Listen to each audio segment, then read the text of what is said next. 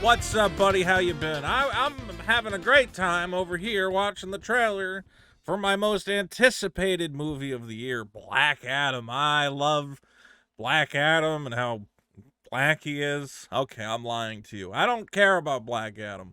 I was excited a little bit to see that the DC comic film franchise was maybe back on track. What's the last DC Comics film I saw? The Suicide Squad movie? My God, they really have dropped the ball. Where's my Superman?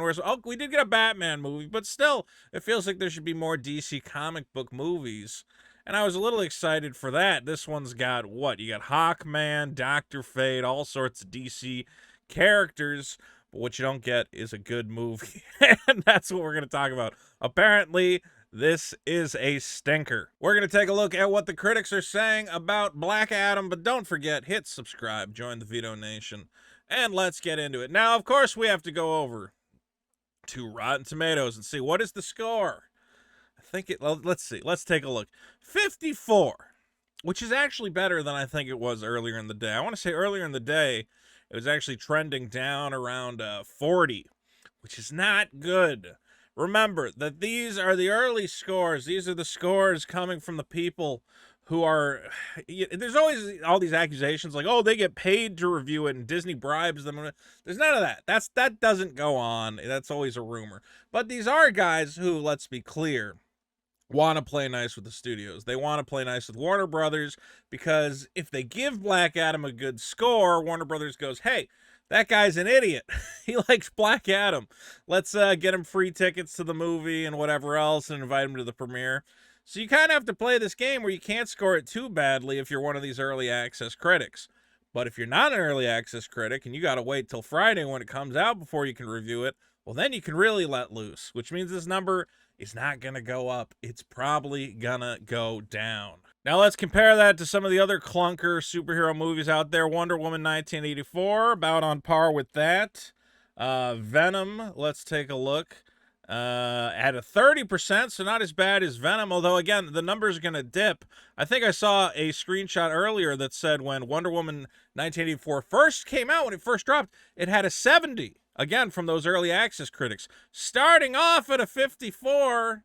And again, you're really only going to go down from here. I could see Black Adam making it down to a 40, maybe even getting into the 30% range. So what went wrong? I mean, doesn't everyone love The Rock and superhero movies and whatever else? Well, what we're being told is that this movie is just bland. And there's a great quote we're going to take a look at in a second. But here is Variety, which has kind of wrapped up or made a compilation of what some of these critics are saying. It says, Dwayne Johnson's film is repetitive, and as one critic called it, anti-entertaining. Now, Black Adam was at a 32% approval rating from top critics. The guys, the trusted sources, the guys working for big papers. Again, these little sycophants, these guys who just want to have the Disney access and want to make sure the Warner Brothers access that they get invited to the next premiere. They've managed to bump it up to 54%. I think 53 when we looked at it, and that's slowly going to trickle back down. No, still at 54.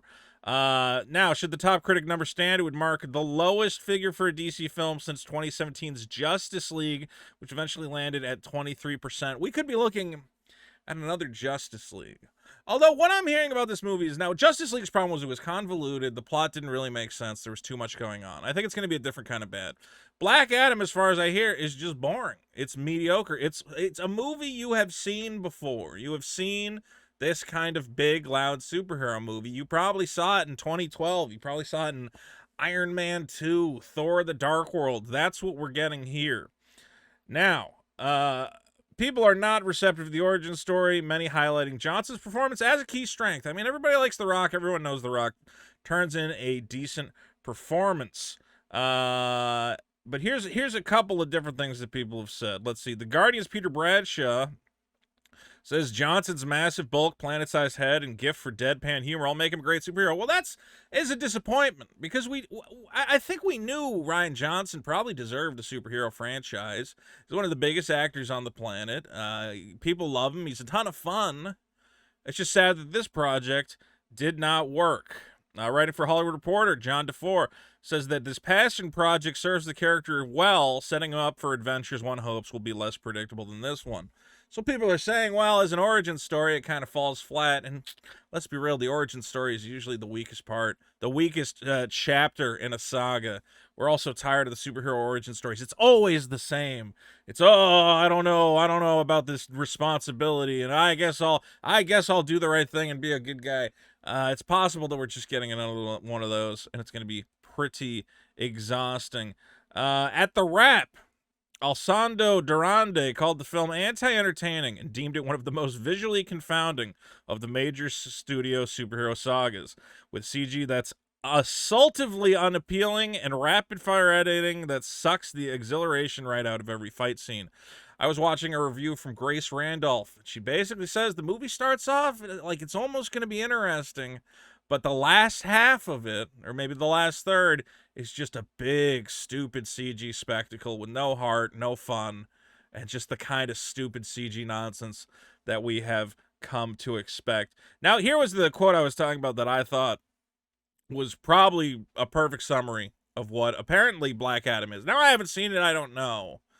But you look at it and you go, well, yeah, that does kind of seem what Hollywood would do. He says, what do you call it? What happens when Hollywood's most risk-averse movie star collides with Hollywood's most risk-averse movie genre? Exactly what you'd expect, only worse. Well, that's a good point. So, The Rock is not a challenging actor, okay? Let's be clear. The Rock is not taking on deep, meaty roles.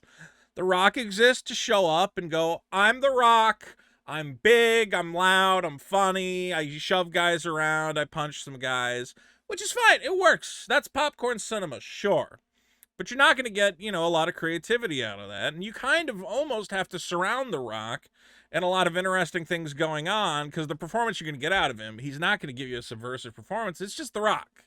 You have to take The Rock and figure out how to make it interesting. A great example of how to do that has been to surround him with comedic actors to play off him. I think of Kevin Hart, the Jumanji movie where you had Jack Black playing off of him. That's all very fun. But in Black Adam, apparently the supporting cast is not very exciting. Then you have superhero movies where, again, they don't try a lot of new things. They don't get very deep. They're usually very superficial. They're a ton of fun. The action's a ton of fun, and sometimes they get a little bit creative, and we have fun seeing where they go. But they're not going to take a big creative risk, and that's what happened here with Black Adam. Is that it's just a big, loud, stupid spectacle where the screenwriters are kind of, it sounds like, just pushing out the most formulaic movie they could. The only thing that sounded interesting about Black Adam is that he's supposed to be kind of a bad guy, kind of a, he's willing to fight and kill and, go over the top. But apparently even in these fight scenes with the Justice Society of America where Black Adam has said, I'm willing to kill, I'm darker than your typical superhero, whatever else, he's pulling his punches. He doesn't try to kill anyone. He doesn't go over the top. It stays firmly in this PG-13 realm. So ultimately, it sounds like we're about to get a fairly boring movie. It's going to be The Rock growling, punching guys with a lot of CG spectacle. We'll see if this number comes up, but as we've said, I don't think it goes up once it goes to the mainstream critics. I think it only goes down from here. Unless somehow, I don't know, everybody decides they like it all of a sudden, but we can see this ending up at a 30%. What this does for the future of DC...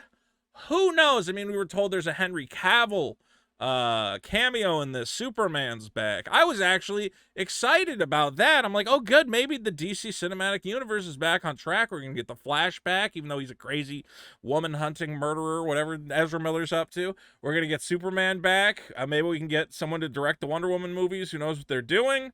But it looks like, again, another big dud for Warner Brothers. They just can't get this superhero stuff right. They can't figure out the franchise. Why not? Well, guys, let me know what you think. Obviously, I haven't seen the movie yet. I plan to see it. I don't know if I'll see it Friday or if I'll wait for discount day. Because, God, I'm running out of money. This inflation is killing me. If you want to support me, you want to support the channel, videos like this, please just subscribe. Hit the subscribe button. Really helps me out. And let me know, are you excited for Black Adam? Do you think the critics got it wrong? Do you think you're a little worried hearing what's coming out here? I don't have high hopes for this film after hearing what the critics are saying. But the critics have gotten things wrong before. I guess we'll see. Thanks for coming by. Take care of yourself, guys. I love you. I love you. Have fun at Black Adam. Get an extra